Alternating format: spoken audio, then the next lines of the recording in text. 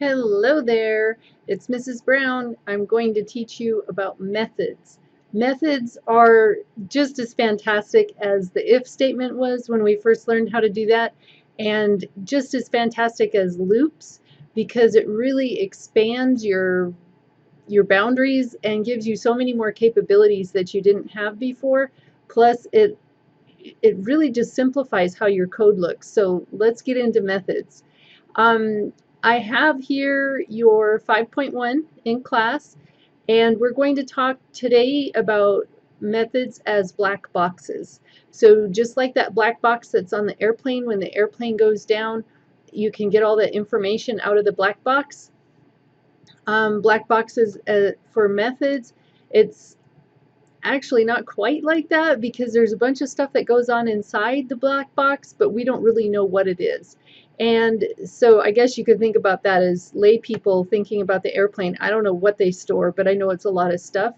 So when we think about methods as black boxes, it's a set of code that gets run, but we don't have to know what it is. We just have to know what we need to pass in and what we get back out. And so there are methods that you've already used, but let's start with a definition of methods. Methods are a sequence of instructions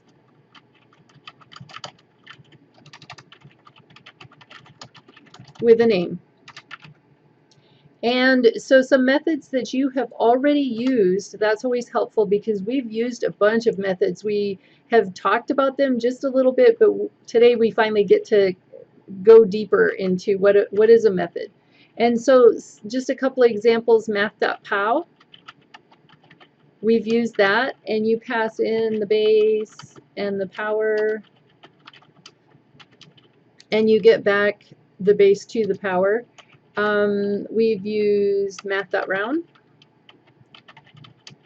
and to that one you just pass a number, and it will round it for you. And we've used, in our every Java program, that when you run it, remember you have to have the static void main and then the squigglies, the start and end squigglies. That's a method. So we've been writing a method every time we run a program. So the main method is also a method. And we've been using that for every program we write. So we already know a few things about it without having been taught, because we know that a method starts with an open squiggly and ends with a closing squiggly, and everything in between there is what gets executed when you run.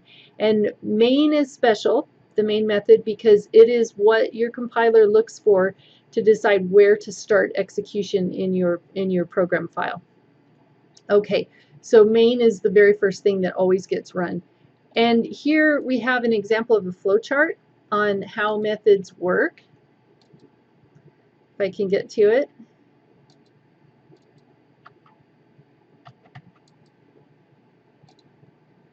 I can. And here it is. So we start with our starting circle, and we're in the main method. And we want to call math.pow, so that's the method that we're going to show. So we pass 2 and 3, which means 2 to the third, right? And we pass those as variables to math.pow. Control passes to a method called math.pow. Inside math.pow, somehow, that's the idea of a black box, somehow it computes 2 to the third, and then it's going to pass the result back to your main method. So to pass it back here to you, you're the caller, and then you can use that result, which will be 8, that comes back from math.pow. So this is kind of a visual about the flow of control during a method call. So we start in our main method and we pass control to another method, and then that method executes, and then it passes back control and a result to us back in the main method, and then we continue operations as we go. Okay, I also wanted to look, it looks like on the next page, 203, so we'll skip to there. Here's this idea of a black box. We pass in the arguments 2 and 3 to math.pow, so we're trying to say, math.pow, please take 2 to the third power and pass us the result. So something happens inside this box, and then out comes our result. So it's like a function machine. We pass in what we call arguments, they're values that get passed into a method, and then we get back a return value, that's the formal name, or just the 8, which is the result of that math.pow operation. Okay, so let me think here. Okay, so back to our in-class file. So we have some vocabulary we just want to write down about methods. Inputs, those are values. Okay, so inputs are values, and it could be more than, it could be several values that you pass into the method. Our example, math.pow, had 2 values being passed in, a 2 and a 3. You could have just one value or no values. You could have multiple values.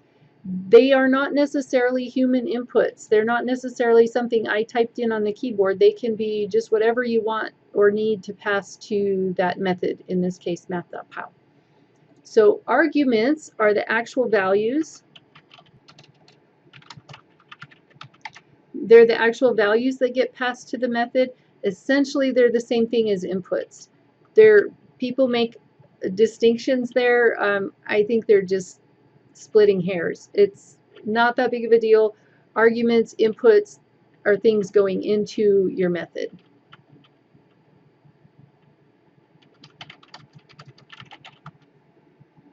Same thing as inputs. The return value is not the same thing, and here you can have only one.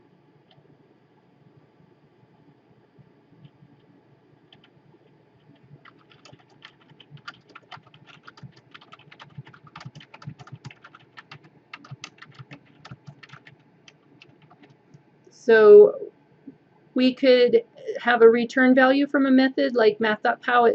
It sends you back a number like the 8 if you do 2 to the 3rd. It is a single value that's returned by a method, and you can only have one value returned from a method. You could have 0 also, so we better put that.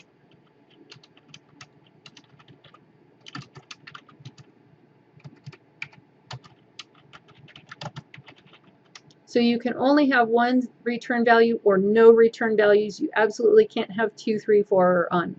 Okay, so inputs, you can have as many as you need, 0 to infinity really, and return values 0 or 1, and that's it. Okay, so a few examples of methods that we have looked at and that we have already used, and I want to show you the Java docs for them.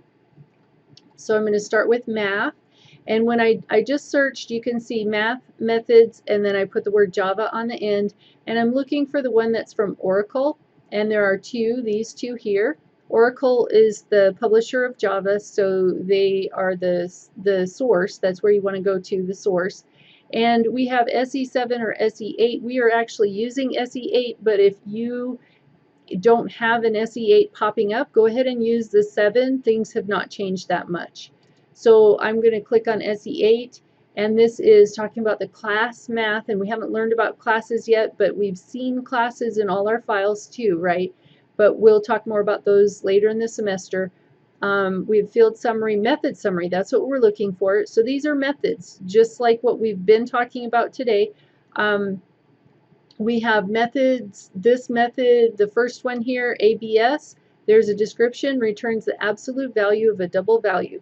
And here I can see the function name, ABS, and then I can see that it takes as input something that is type double, and it is called the variable A. You can pass whatever you want, and it will take, as long as it's a double, and it will take it into this method. Then this method finds the absolute value, and it's going to return something else of type double. For now, don't worry about the static. Just look at the type of what's being returned from ABS. So ABS, absolute value, is taking in as input a double, and it's giving you back return value or result a double. Okay, let's go down a little bit. I see one, here's one, copy sign. Copy sign is taking in magnitude that's type float, and it's taking in a sign that's type float, and it takes 2 inputs, and it's returning type float. Okay, So if you see anywhere that is a void, I don't see it, but there's all these methods that are in the math class, and you can use any of them, and every one of them has a return type. So that's what this class looks like, or this class looks like.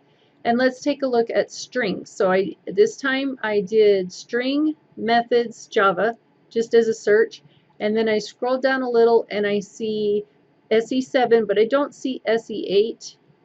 So I'm going to go ahead and just use SE7. It'll be fine. This is the class string. Scroll down, there's the field summary. We're going to skip over that. The constructor summary, skip over that, and come down to the method summary because we're talking about methods today. So I see, oh, here's one we've used, char at. So char at takes as input an index. So we know that you have to pass in the index, and then it's going to return you something of type char. Yeah, so that's defined that way. Char at returns type char. Okay, and if we go down to others, I'm looking on the left to see if there's anything that says, oh, here's one, void. So void is not going to return anything. When it has void there, it means nothing is returned. So get bytes is a method, and it says deprecated, which means they're trying to phase it out. So we might look for one that's not deprecated. Here's one. Get chars. So you give it 1, 2, 3. We haven't learned about arrays yet. 4 inputs. So this one has 4 inputs or parameters or arguments, and it copies characters from this string into a destination character array, but it does not, as a method, does not return anything. So it's actually modifying one of these variables, and it's because it's an array that it can do that. Something we'll see in the future.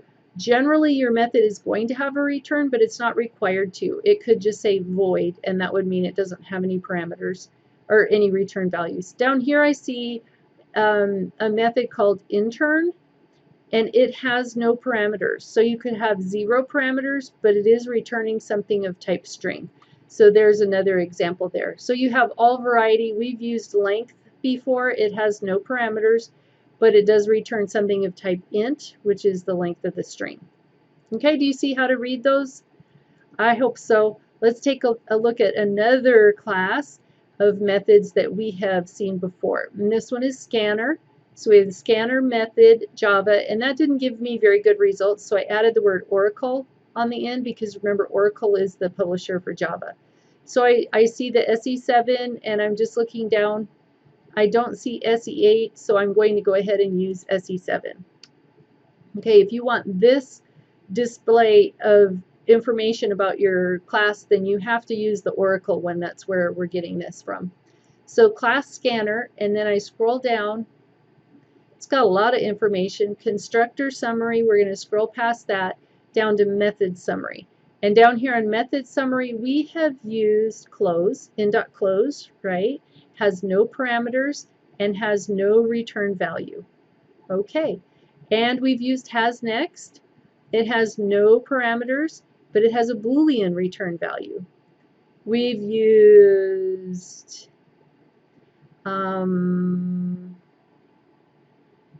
see all those different has nexts? Those are pretty cool. That makes me thrilled. Like I want to go try them. Has next int, no parameters, returns a Boolean. And there's a bunch of the has nexts. Those are all options. You can use them anytime you want to. If you look it up and you see, oh, that would be helpful for me, go ahead and use it. Try it out. Learn something new. No problem. And then scroll down, next byte. None of these have parameters. I'm looking, here's one, skip string pattern. So you pass in a string that is some pattern that you want to skip, and it'll skip that far along, and it returns something of type scanner. Maybe we aren't ready for that one yet, but there are some other ones like to uppercase. Oh, that's a string method. So we could look in the string method list like we're looking here for scanner, and we'd see another list of methods with parameters and return values, or arguments and return values, or inputs and results. Okay, different names, but they all mean the same thing. What are you passing into the method? What's the method giving back? And for right now, we don't care what skip does inside the method. We just want to know, what are we passing in? What are we getting back? Okay, so that's what I wanted to show you on those, and that's these. You can type these in, or you can just do a search. I find the search much easier because that's too much to type, really. Okay, so here we have an example. Double result equals math.pow 2 to the third. So what I want to do with this method call is deconstruct it into its pieces. So arguments, remember, are parameters or inputs. So what are the arguments for this method? I hope you're saying out loud so that I can hear you that this is 2 and 3. Those are the arguments or the parameters. So down here I would put 2 and 3 because those are the inputs or the arguments. The return value is going to be stored in result. So that's going to be result. It's the result that math.pow passes back. Okay, when we use either creating or just using methods that are already there, so far we've used other people's methods. In chapter 5, we get to make our own methods, which is so fun. So when we do that, and or when we're using them, we want to treat methods as black boxes. We don't need to know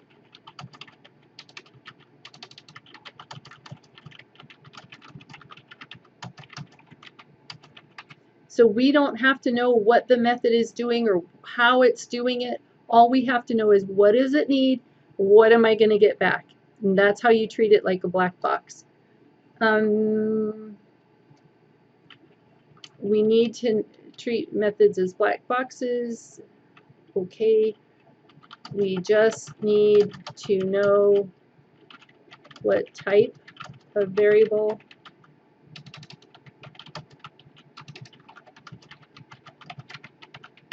we just need to know what type of variable gets passed back. And when you make your own methods, make them like a black box too.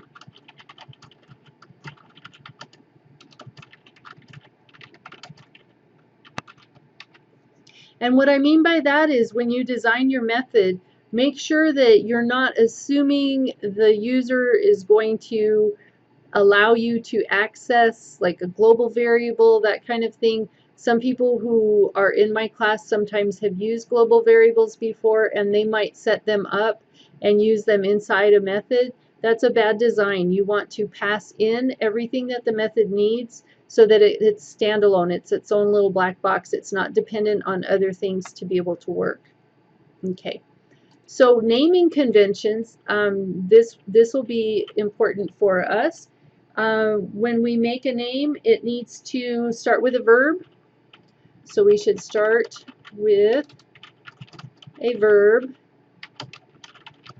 Should be lowercase. Then any adverbs after should have a starting capital letter.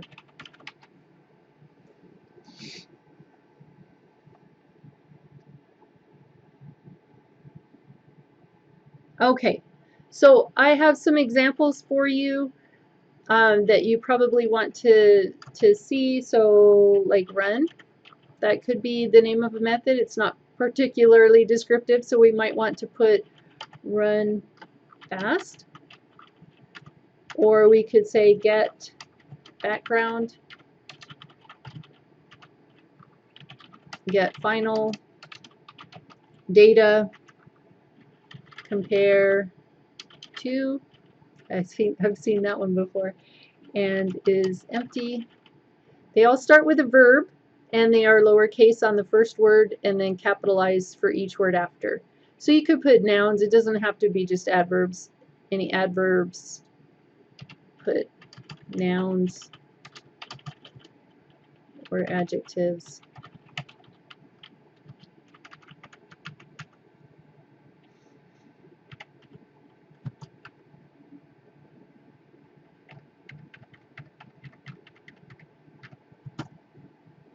Okay, so some examples, several examples. Here is your assignment for this lesson, and it is for all students. Everyone will do the entire lesson or assignment. Write your answers to the following questions using complete sentences. If you have trouble spelling, no problem. Use Word and then copy paste from there when you have it finished. Read your response out loud to a friend maybe to make sure it makes sense. Okay, number 1, give an example of a method from the Java library. So we looked at 3 of the classes in Java. You could use any of those 3. You could use some of the other ones like string or anything else that you're interested in. But what I want you to do is give an example for each, A, B, and C. For A, you're going to find a method that has a double argument, meaning type double for the argument and only one, and has a double return value. So what's being taken in is a double, type double, and what's being returned is type double. And then find, and so you're going to write out the method for me. So say it is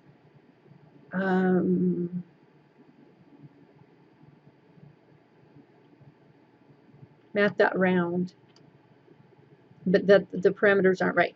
Let me find you an example and I will show you, and then you cannot use this example in your homework. How's that?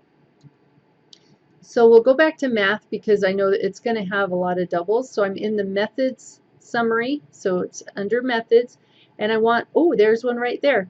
So it takes in a double, has a double input, and a type double for the return value. So I just want to write this out, double abs, double A. So I'm just going to put that as my answer. So here's my example.